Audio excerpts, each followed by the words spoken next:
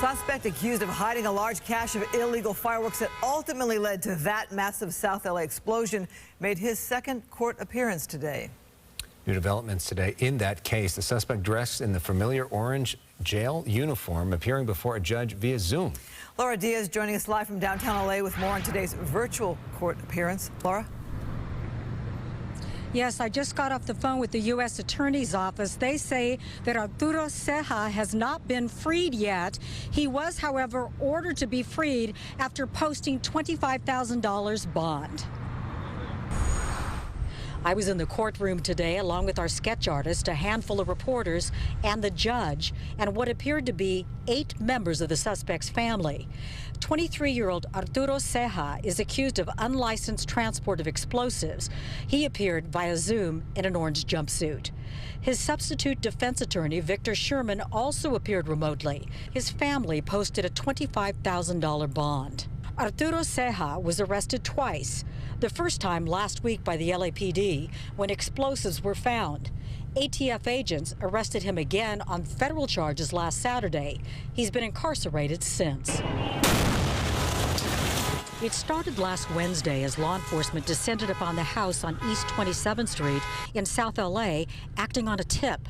Police found homemade fireworks on the front patio, much more inside the house, and as much as 30,000 pounds in the backyard. News crews gathered as police tried to evacuate the area. That evening, in a scene captured on camera, something went terribly wrong during a planned detonation.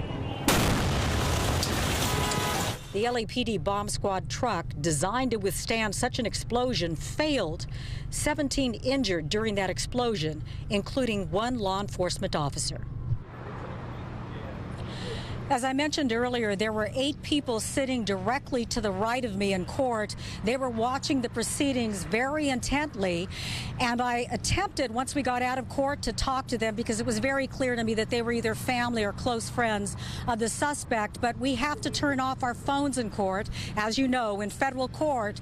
So by the time I could power up my phone and try to interview them, the elevator doors were closing, and they seemed very happy that they closed and didn't have to answer my questions. Chris and Alex? All right, Laura, well, nice try there. Question, though, what are the conditions of his release? Well, he has to turn over his passport by this Friday at noon. Also, he was told that he cannot travel at all, that he may not relocate in any way, and they encouraged him to get a job, but they said the court had to approve that job. And I want to make one other nuance, if I could, kind of clarify this. There is a state case pending, as you know, a $25,000 bond in that case, and a $25,000 bond today posted in the federal case. So that is $50,000 that was posted, presumably by his parents. Back to you. That's interesting, though, to get a job recommendation. All right, Laura, thank you.